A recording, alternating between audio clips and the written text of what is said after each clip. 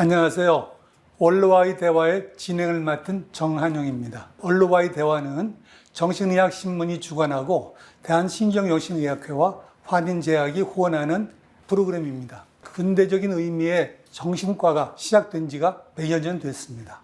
이 뜻깊은 해에 정신과의 역사에서 하나하나의 큰 족적을 남긴 선생님들을 모시고 대화를 통해서 뜻깊은 자료를 남겨놓을까 합니다. 우선 그 첫 번째 행사로 송수식 선생님을 모셨습니다. 송수식 선생님을 간략히 소개해드리면 서울적십자병원에서 원장을 역임하셨고요.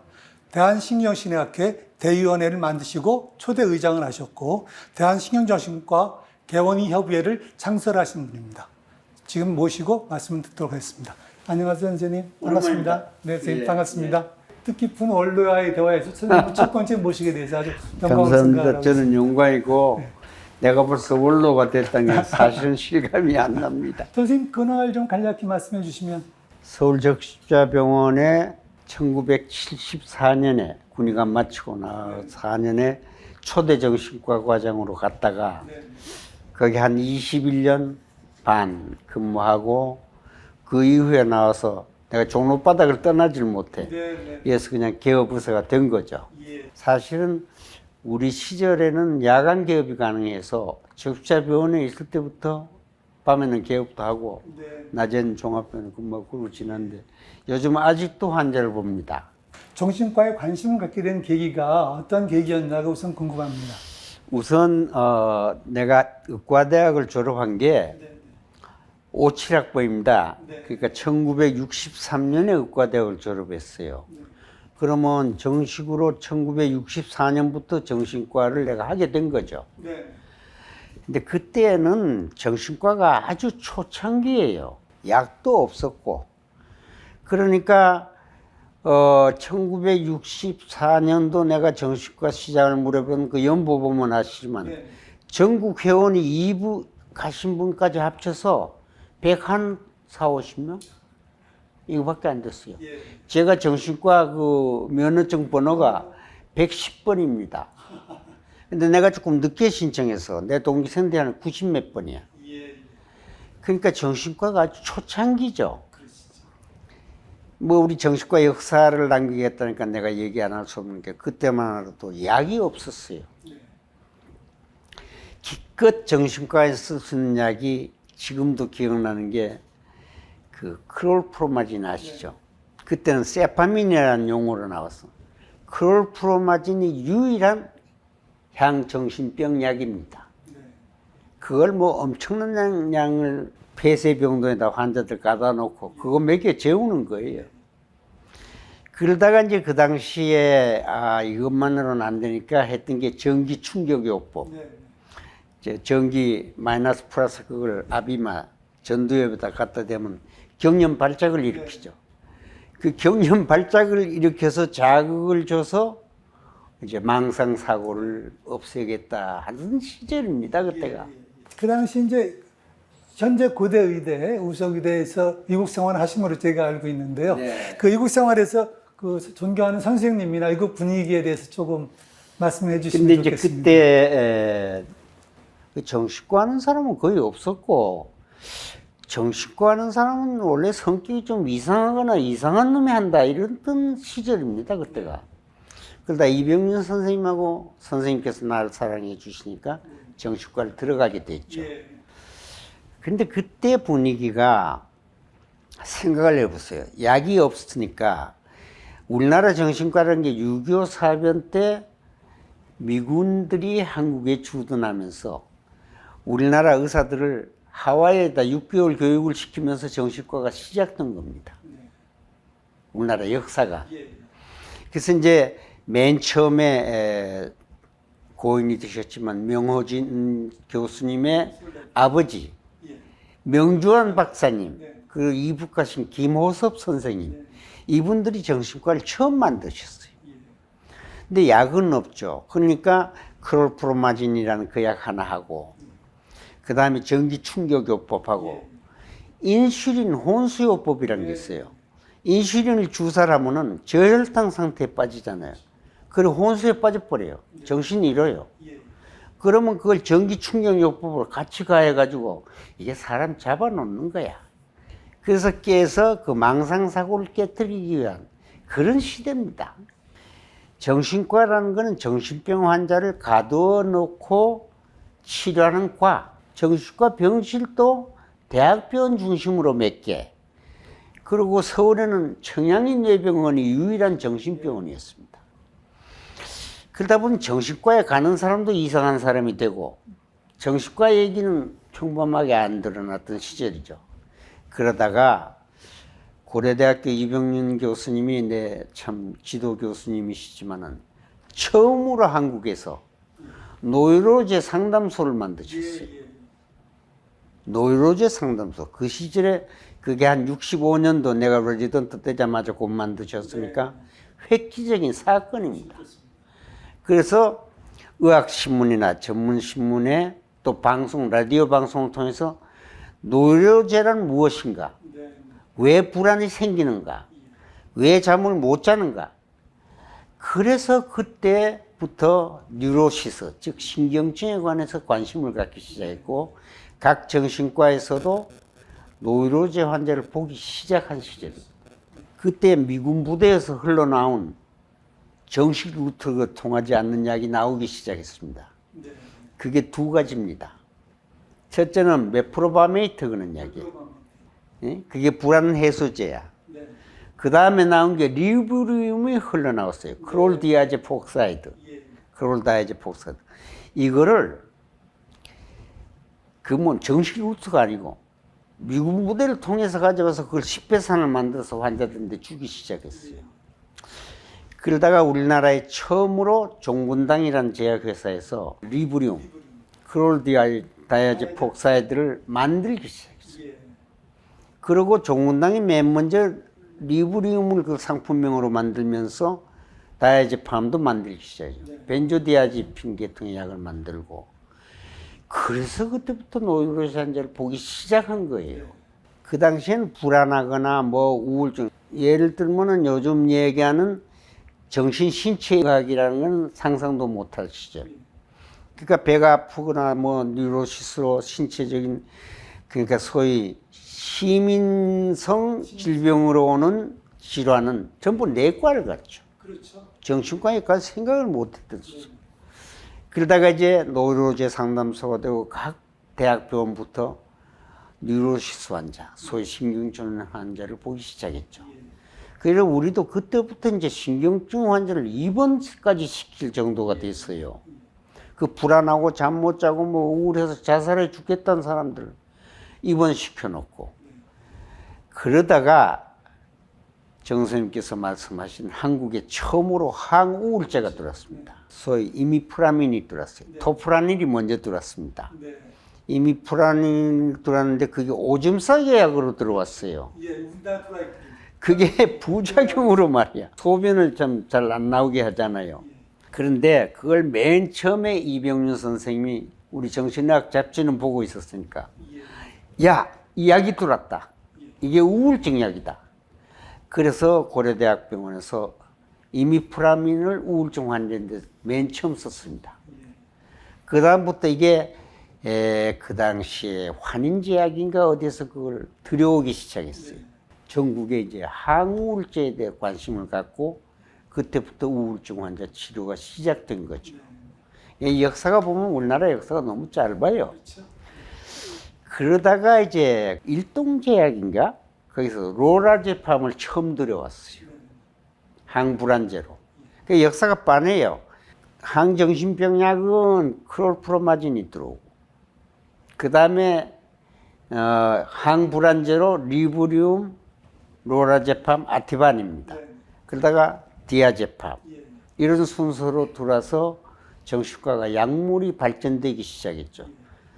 그럼 내가 왜 이 얘기를 하느냐면은 약물이 발전되기 전에는 정신병 환자들을 거의 충격요법으로 망상을 없애려고 그랬고, 그 당시에 정신의학을 하시는 우리 선배들은 프로이디안, 소위 프로이드의 심층, 심리 분석에 의한, 정신 분석에 의한 치료를 하려고 붙들고 면접 치료, 소위 정신 치료를 했습니다. 그 선생님 계시던 현재 고대 의대가 가장 처음부터 활발하게 시작한 병원으로 제가 알고 있습니다. 아, 그래요? 예. 의국 생활에서는 이 정도로 말씀을 드리도록 하고요. 아까부터 말씀드린 것처럼 대의원회라는 걸 세한신여시연회께서 처음 만드신 분을 알고 있고요. 좀 더 말씀을 좀 부탁드리겠습니다. 제가 정신과 시작한 게 이제 정식으로 1964년인데 그때 73년도쯤 됐을 때 그때는 학회가 어떻게 움직였냐면 직전 회장이 이사 2명을 추천합니다. 그리고 현 회장이 이사 2명, 차기 회장, 다음 될 네. 이사 2명. 이 회장하고 이사 6명이 이사를 구성으로 학회가 움직였어요. 예. 그 나도 그때 당시에 이사가 됐어요. 예. 70몇 년도경에. 결국 학회장이 독재할 수밖에 없어. 건설적인 의견이 나올 수 없어요. 네. 선생님 말씀 맞습니다. 그냥 6명이 따라가는 거야. 예. 그래 내가 이사 생활 하다가만 보니까 야 이거는 발전적인 학회가 아니다. 그때만 하더라도 회원이 이제 내가 시작할 때 한 뭐 6, 70명에서 150명 선으로 회원이 늘어가고 있었어요. 그래서 내가 학회 계칙을 1988년도에 회칙 개정안을 내놨습니다. 네. 이거 이사회 민주적이지 않다. 대의원회로 하자. 네. 그래서 그때 내 기억에 내가 좀 여기 기록을 갖고 왔는데 회원 30명 이하는 대의원 1인, 네. 31명에서 60명까지는 대의원 2인, 2명. 네. 61명 이상은 3인. 네. 그러니까 각 지방에서 대환영이에요. 대의원 제도로 획기적으로 바꾼 게 납니다. 네. 그래서 초대 대의원의 의장이 됐어요. 네. 그래서 이제 학회를 그러면 대의원의 숫자가 한 30명? 상당히 민주적으로 나아가기 시작. 지금에서 보면 국회와 같은 역할을 했던 그렇죠. 그렇게 되는 거죠. 국회 역할. 예. 그걸 내가 만들었더니 집행부가 이제 행정부라 그러면 국회 같은 역할을 하는 그렇죠. 걸 만드는 거죠. 근데 그때는 참 우리가 지금하고 너무 다른 게 전문의 정회원이 있고 이제 수련이 레지던트가 있잖아요. 레지던트도 회원 뽑는데 회장 뽑는데 투표권이 있었습니다. 그 당시에는 사람이 숫자가 적으니까 레지던트들도 투표권이 있어요. 그 다음에 또 특별히 하고 싶은 얘기는 그 당시에는 정신분석학을 공부를 안 하면 정신과가 아니에요. 근데 약물이 발달하면서 예를 들면 정신분석으로 어느 개인 환자의 불안을 적어도 해소해 주려면 얼마나 걸려요? 2, 3개월 해야 되잖아. 네. 그래서 지금 말씀은 약물을 같이 하는 부분을 변명을 생각하셨던 그렇죠. 거고. 예. 그러니까 점차 심층적인 정신분석학적 정신치료는 조금 후퇴하고 약물 발달과 더불어서 지지정신요법이 약물과 같이 쓰면서 현실적인 문제를 내세워서 그 사람의 인격 발달 과정보다는 현실적인 불안을 해소해주는 지지요법이 슬슬 자리 잡기 시작했습니다. 약물의 발달과 정신치료도 변형되어 간다는 이런 얘기죠. 근데 근래는 제가 알기로는 정신분석요법만 고집하시는 선생님은 숫자가 상당히 적은 걸로 알아요. 옛날보다는 패턴이 많이 달라졌죠. 대의원에 이어서 아까 말씀드린 것처럼 신경정신과 개원의협의회도 승마스님이 처음 창립하셨다고 제가 아까 소개를 드렸는데요. 그 제가 얘기할게요. 예. 개업의사 숫자가 사실 몇 명 안 됐습니다. 서울에도 뭐 내가 개업 한창 할 때도 정신과 의원 뭐 청량내병원 제쳐놓고는 정신과 환자를 주로 보는 정신과 개업의사가 서울에 한 30명밖에 없었어요. 그러니까 시내도 이제 다 뭐 각 지방마다 정신과가 이제 있는데 그저 도에 몇 개 있을 정도예요. 대학 교수들이 학회를 움직이다 보니까 개원 의사들의 애로를 학회에서 진행을 못 시켜줘요. 그럼 학회장이 보사부를 상대로 의료보험 시대에 수가도 좀 조정도 하시고 여러 가지 의견을 내놓고 의료 그 분업 단계도 좀 하고 해야 되는데 그래서 제가 1988년도 회칙 개정했는데 96년도니까 굉장히 늦게입니다. 1996년도에 롯데호텔 그때 학회가 끝나고 회원들이 개업의사들이 한 12명 모였어요. 그래서 이 학회가 너무하지 않느냐. 개업 회원들의 의견도 봐줘야지. 우리가 회비도 안 내는데 자기네들 학술적인 것만 갖고 레지던트 교육 위주로만 엄격한 심사를 하지가 아니지 않냐. 개업 의사들끼리 모임을 만들자. 근데 그때 또 뭐가 있었냐면은 비뇨기과, 내가 알기로는 소아과, 피부과 이 세 개가 개원이 협의회를 만들었어요.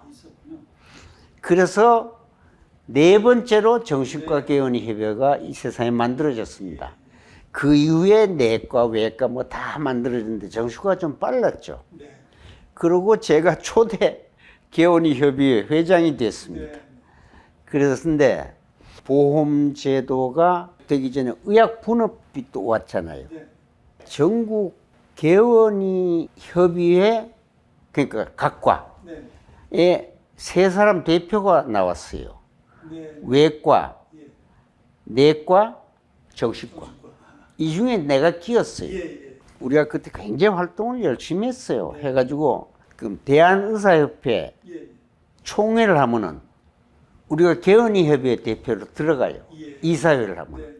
예를 들면 경상북도 의사회 회장, 서울의사회 회장 이래 나오면 우리 세 명은 개원이협의회 회장 세 명이 들어가는 같이. 그 셋이가 대단했습니다. 그런데 그게 내가 지금 몇 년도인지를 모르겠어요. 의학 분업을 반대하는 투쟁을 해서 전국 의사가 3일간 파업한 적이 있습니다. 정말로 전체가 다 파업했어요. 처음이에요. 그럴 때 뭐 각 지방 서울시 의사회장 쫙 다 둘러앉았는데 지금 기억에 지금 성남시장 하는 신상진 의원이 그때 서울대학 출신이에요. 의과대학생들 몰고 그 밤 야간회의에 수백 명을 데리고 왔어요. 의학분업 반대하러. 그러다 나인데 혼났어요. 나가라 말이야. 우리끼리 회장 좀 회의하겠다고. 쫓아내고 그날 밤 내가 마침 사회를 보게 됐어요. 그래서 밤 1시 15분인데 시간을 안 잊어버려. 밤 1시 15분에 결론을 내렸습니다. 3일간 전국 파업하기. 지금 이제 정신과에서는 말씀대로 이제 대의원회하고 개원의협의회라는 지금 현재는 정신건강의사회로 이름이 좀 바뀌어 있습니다. 지금은 바뀌었다고. 지속되고 있고요. 그런 이제 활동들이 있었고요. 또 하나 이제 또 기억나는 건 아까 소개드린 것처럼 적시자병원에서 원장님을 하셨는데 올해 근무하시 21년 근무하셨다고 그러셨죠? 그 병원에 대한 소회를 짧게 말씀해 주시면. 처음에 이제 제가 나이도 젊었지만은 74년도에 정신과가 처음 생겼어요.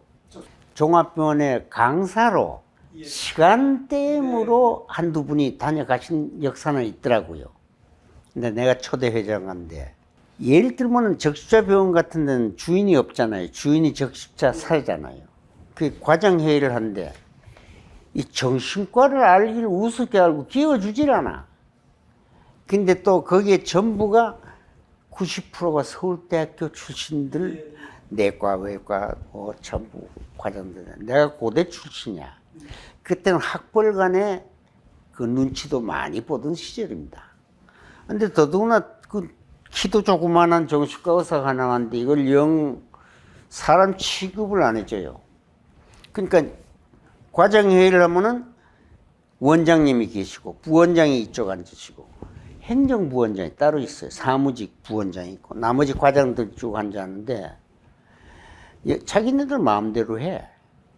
그래서 내가 책상을 치고 여기 서울대학 협의회냐? 적시자병원 과장들 회인데 그러면 소수 의견도 들어줘야 될 거 아니야. 저 관리 행정부원장이 좀 만만하잖아요. 의사 선배보다 행정부원장. 당신 행정 잘해도 정신과 과장 못해? 어디다 대고 사람 대접이 있다 하는 거야. 문을 팍 차고 나가버렸어요. 그걸 계기로 그때부터 내가 주도권이 좀 세졌는데 그때 내가 의사들 상대가 아니고 말단 직원들, 청소부, 병리사 또 그 뭡니까?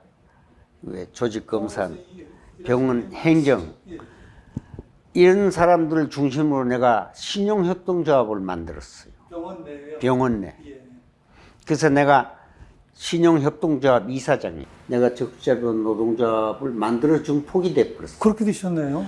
그런데 내가 21년 6개월 근무했는데 막판에 내가 야간 개업한다고 노조에서 시비를 걸어서 기분 나빠 사표 던지고 나와버렸어요. 내가 만들어 놓은 노조에. 전공의들도 거기서 쭉 트레이닝을 시키셨죠? 그렇죠. 예. 근데 전공의 수련병원이 사실 몇 개 안 됐습니다. 그때만 하더라도. 전문 의사가 2명 이상 있어야 되고, 지도 전문 의사. 예. 그리고 종합병원은 거의 별로 없었고, 대학병원 중심으로 있었죠. 그러던 시절인데, 제가 그 학회에 기여한 큰 사건이 하나 있습니다. 의학 분업에서 정신과 F코드를 제외시킨 겁니다. 네. 그게 무슨 얘기냐? 정신의학과만 그렇죠. 원외 처방을 안 내고 자기 처방을 내도록 제도를 만든 게 내가 한 겁니다. 예. 그때 내가 그거 안 만들어서 지금 정신과 망했어요. 그때 내가 정신보건향상위원회 위원장입니다. 그래서 정신보건법도 제정하고 내가 정신보건 나중에 그걸 정책위원장으로 바꿨어요. 예. 내가 정신보건정책위원장을 4번 했어요. 1987년에서 89년까지 또 93년에 한 번. 이건 1년 임기야. 4년을 했는데 그때 의학 분업을 하기 시작한 거야. 그러니까 내가 간 게 정신과 정신보건정책위원회 위원장 자격으로 간 겁니다. 나하고 소아과 2사람이 불려갔어요. 소아과는 2세 이하는 우리가 자가 처방을 하겠다는 걸로 걸었고, 네, 네. 나는 정신과는 의학분업 못 하겠다요. 그랬더니 딱 갔더니 그게 김대중 대통령 시절로 합니다. 내가 알기로는. 이 민주화 과정에 왜 정신과만 의학분업에서 빠져야 됩니까? 딱 질문이 되게 딱딱하게 나오더라고요. 그래서 제가 굉장히 조심했어요. 그래서 지금 말씀하신 선생님 따님이 간질 환자라면은 온 동네방네 내 딸 간질약 치유로 돌아다니시겠습니까? 이게 제 첫 마디였어요. 그 저 옆에 앉아있던 사람이 나중에 알고 YMCA 사무총장이야. 저 양반 말이 심하네 이렇게 됐어요. 저 양반 말이 심하네? 그래서 딱 돌아보고 당신 지금 저 양반 그랬어요? 그러니까 딱 좀 멈칫하더라고요. 나 이거 정말로 싫어합니다. 당신 마누라가 미쳤으면은 내 마누라 미쳤다고 동네방네 처방 들고 돌아다닐 거야? 그래가 난리가 났습니다. 뭐 저따위가 와서 뭐 이러면서 정말 이거 방송 나가야 될지 모르겠는데 이 새끼들아 여기 인민재판하는 데냐? 나 정신과 학회 대표로 왔다. 쫓겨나서 학회 정회됐습니다. 그 모임이. 이 사건 이후에 국회에 진정을 내고 의학 분업에서 제외시킨 마무리는 민성길 회장이 했습니다. 세브란스 민성길 선생님. 그 과정은 스타트 싸움은 내가 했고 나하고 서울대학 고인이 되신 한양대에 계시던 김희영 선생. 김희영 선생하고 나하고 정신보건법을 거의 만들다시피 했습니다. 그거 뭐 학교에서도 인정해야 돼요. 굉장히 중요한 일을 하셨습니다. 저희가 또 선생님을 기억하고 있는 건 송검사로 기억을 하고 있습니다. 방송에서 언론에서 굉장히 활동을 많이 하신 걸 알고 있는데 그 부분에 대해서 말씀을 좀 부탁드리겠습니다. 근데 방송 얘기가 나오면 내가 조금 할 말이 있는 게 MBC의 건강백과에 그 유명하신 그 서울대학교 약학대학의 홍종화 선생님인가 계셨어요. 그분 돌아가셨는데 그 프로에 내가 몇 회 출연을 했는데 정신과 얘기를 내가 하기 시작했어요. 그랬더니 그 프로가 이제 조금 없어지고 KBS에서 나를 무엇이든 물어보세요에 초청을 했어요. 예.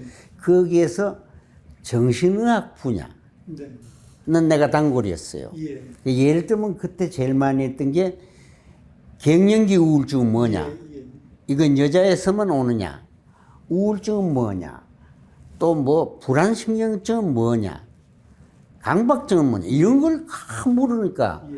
그거를 얘기하는데 내가 NG를 잘 안 내니까 이 방송국에서 나를 눈여겨본 거야. 예. 그래가 그 다음에 한 게 시민법정이라는 프로그램이에요. 성검사 맞습니다. 거기에서 내가 검사 역을 했어요. 예. 예. 그래서 내가 송검사가 됐죠. 예. 사회적인 문제점을 놓고 내가 조금 정신과 의사로서의 방향을 처음 잡기 시작했어요. 예.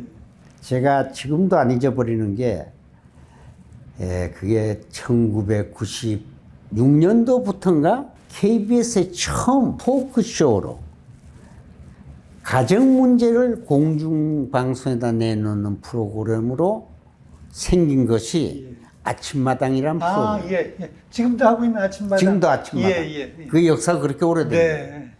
근데 부부 싸움 문제, 부부의 갈등 문제, 부부의 그 좀 내면적으로 가려야 될 문제를 방송을 한다는 건 획기적인 사실이에요. 근데 그때 내가 화요일마다 네. 나와서 부부 문제를 디스커스해요. 토론을 하는데 실제 부부가 나와요. 출연을 해요. 예. 근데 그게 만든 게 아니고 부부가 나오는데 처음에는 굉장히 어색했어요. 예. 뭐 전부 남자가 죽일 사람이죠. 뭐 술 먹고 바람 피우고 도박하고 이런 문제를 나와서 막 하는데 왜 나오게 됐냐. 그때 주부들이 그게 아침 8시 반 정도니까 설거지하면서 다 보던 시절이야. 아침마당에 나가서 고백을 할래? 아니면 이혼장에 도장을 찍을래? 하고 부인들이 남편에 달려드니까 그래 내 잘못했다. 아침마당 나가자. 이래 나온 부부들이야. 네. 이거를 나하고 어떻게 멤버가 맞다 보니까 그 당시에 대배우신 엄영란 네. 여사하고 같이 부부 문제를 만 10년 했습니다. 그러다 보니까 내가 부부 문제 전문가가 됐어요. 예. 이때 이시영 선생님이 예. 지금 강북 삼성병원인데 그때 고려병원에 네. 정신과 과장으로 오셔가지고 예. 이분이 미국에서 돌아오셔가지고 예. 방송을 하는데 너무 잘하시는 거예요. 예. 그럼 정신과 의사로서 방송한 사람 두 사람이 대표적이 됐어. 그렇죠. 이시영 박사하고 송수식인데 이시영 박사님은 미국서 공부를 하셨기 때문에 조금 버타 냄새가 났어. 미국식이야 해석이. 근데 나는 순토종이야. 그러니까 한국의 가정의 부부의 문제들을 난 얘기하기 시작. 이래서 그 당시에 제가 그 연예인 못지않게 인기 프로였습니다. 그때는 시청률이 24%까지 올라갈 정도로 부부 문제를 했죠. 그러니까 정신의학의 대중화를 시키는데 심리적인 갈등 이런 부부 문제 이것도 정신과에서 하는구나. 이거에 전 좀 긍지를 느끼고 그때부터 준 방송인이 되었어요. 말씀 이어서 제가 여쭤보고 싶은 건 이제 정신과 의사 역할을 굉장히 오래 하셨는데 정신과 의사로서 가장 보람 있었던 일을 정신과가 오늘날까지 이렇게 발전해 오는 과정에서 저 나름대로 정신과를 좀 대중화시켰다는 건 조금 앞에도 말씀드렸지만 그게 좀 보람스러운데 제일 기억나는 일이 하나 있어요. 의료보험제도가 처음 생겼을 때 정신치료비가 하나로 묶여져 있었습니다. 네. 정신치료비가 그때 850원이야. 시간 제한이 없었어요. 이시영 선생님이 학회장이고 네. 내가 초대 대의원의 의장 때 바로 위에 병원에 이시영 선생님이 계시고 내가 적시자병원 원장을 했으니까 둘이 서로 잘 통했어요. 그런데 정신치료비가 높아져요. 정신과 의사가 먹고 살잖아요. 다른 외과 의사나 내과 의사는 수술비를 하든 진찰비가 많이 비는데 정신과는 개념들이 없어서 정신치료의 개념이 없는 거예요. 그래서 이게 850원에 책정되어 있는 거야. 그래서 이시영 선생님하고 나하고 둘이서 참 협조가 잘 됐어요. 옛날 지나간 얘기니까 이제 방송에서 할 수 있어요. 네. 우리 정신치료비 올립시다, 선생님. 그래? 그럼 송 박사 무슨 생각 있어? 예. 실무자 만나야죠, 실무자. 그래, 우리 정신과 가서 먹고 살 거 아닙니까? 그 당시에 토행금지 있었습니다. 네. 밤 12시 토행금지 때. 둘이서 머리를 짜서. 이시연 선생님도 내신 책이 있었고, 나도 내가 쓴 책이 하나 있었어요. 예. 수필집이야. 네.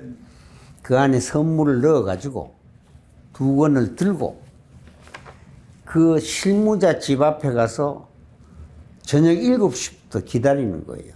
이 양반이 돌아오도록. 네.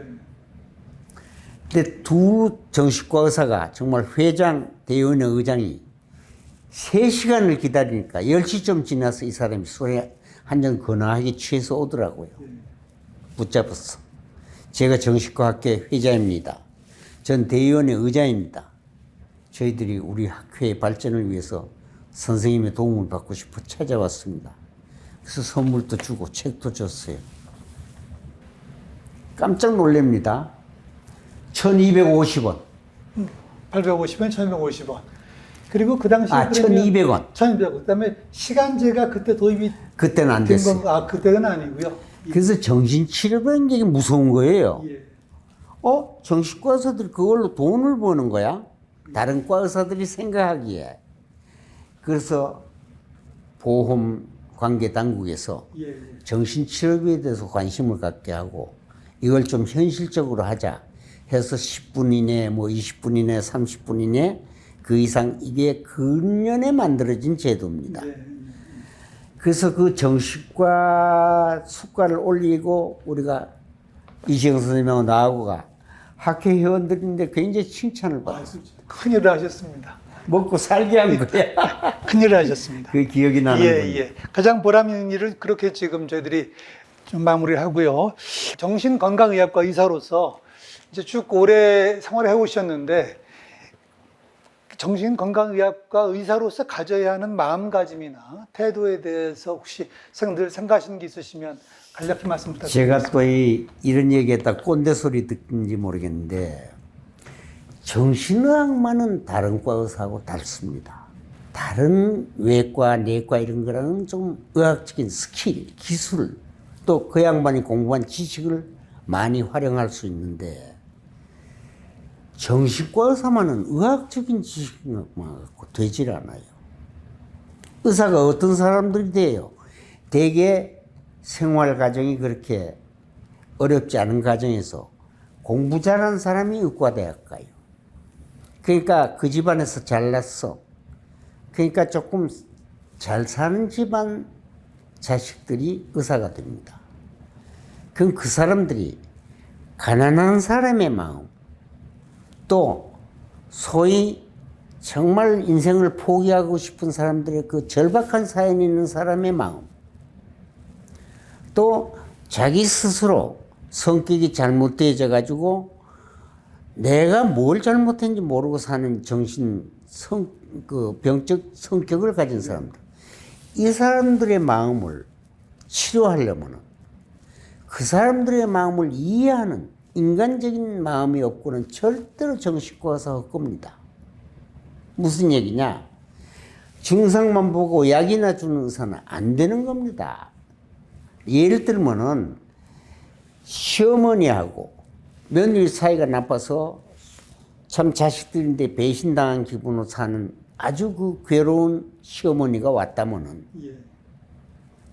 그 사람에게 요즘 며느리 다 그렇잖아요. 참으세요. 이런다고 되겠어요? 그 사람에게 시대의 변화도 얘기해주고 요즘 젊은이들이 좀 자기 위주적으로 사는 삶도 이해를 해주고 그 시어머니가 웰빙이 뭔지를 어떻게 알아요? 자기 일도 해가면서 자기 인생도 즐기려는 요즘 시대적인 변화를 어떻게 아느냐고. 네. 그거를 설득시켜서 그 시어머니 마음을 풀어줘야 되잖아요. 그러면 잠 못 주무시고 소송하시고 요즘 의욕도 없으시죠? 우울증이시구만요. 우울증 약 씁시다. 이걸로 됩니까? 정신과가? 그래서 정신과 의사만큼은 다양한 지식을 얻어라. 또 다양한 경험을 해라. 예. 특히 인간관계에서. 예. 이걸 전 후배들에게 예. 권유하고 싶습니다. 예. 이어서 좀 그러면 이제 정신 건강 의사로서 가져야 할 마음가짐과 태도라면 지금 이제 이 굉장히 복잡한 사회고요. 굉장히 어려움은 많고 특히 코로나 때문에 더욱 정신건강의학적으로 어려움을 얘기하는데 일반인들이 가져야 할 정신건강에 대한 마음가짐이나 태도에 대해서 혹시 또 한 말씀 부탁드릴 수 있을까요? 예, 일반인들은 역시 의사가 아니잖아요. 네. 그러니까 정신과에 가면 고민을 해결해 줄 줄 알아요. 네. 정신과 의사나 정신과 의학이라는 거는 그분의 문제점을 지적해주고 깨닫게 해줄 수는 있지만은 현실적인 문제까지 해결해 주는 게 정신과가 아닙니다. 그러니까 좀 더 나은 인간적인 삶을 하기 위해서 방향이 잘못되어 있거나 잘못 생각하고 있으면 그걸 이렇게 일러줘서 깨닫게 하는 건 정신과 의사의 역할이지만 현실적인 문제까지 해결해 주는 건 아니잖아요. 네.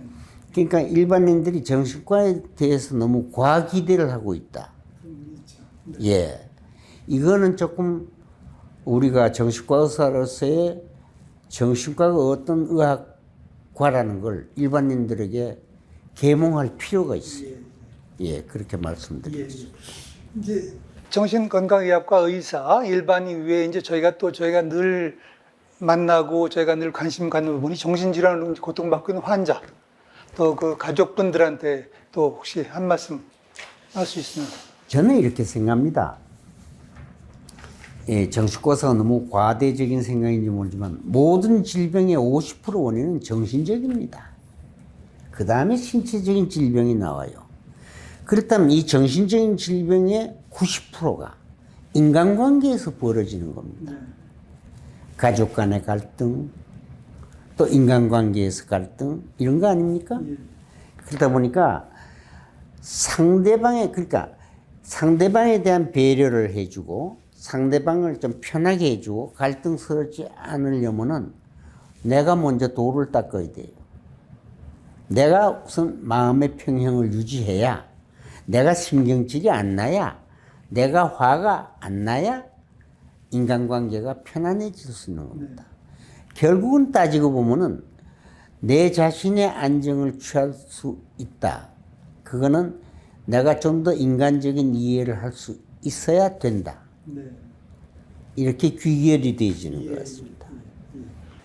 우리나라 정신의학이 이제 나아가야 할 방향에 대한 조언을 좀 부탁드리겠고요. 또 그 중에 포함해서 이제 후학들, 쭉 정신의학을 전공하는 분, 정신의학의 마음을 갖고 있는 분들한테 전하고 싶은 말씀까지 같이 부탁드리겠습니다. 제가 잘못 알고 있는지 모르겠는데요. 요즘 정신의학 하는 후배들에 이렇게 거기 치료받던 환자도 내가 만나고 다 서로 알잖아요. 네.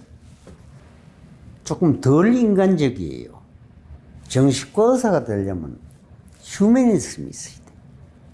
근데 너무 교과서적인 지식에만 매달리고 있지 않느냐. 여기서 벗어나서 우리 선배들이 후학들을 가르치실 때 교수님들이 특히 좀 더 인간 전체를 보는 그런 시야를 강조해 주셨으면 좋겠다. 부분을 보지 말고. 그걸 좀 말씀드리고 싶고, 우리 정신과 의사는 의사 중에 의사라는 자부심을 좀 가져야 되겠어요.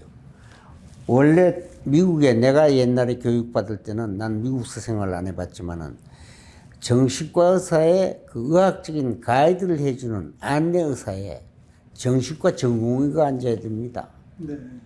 그래서 당신은 신체적인 질병이니까 내과로 가라.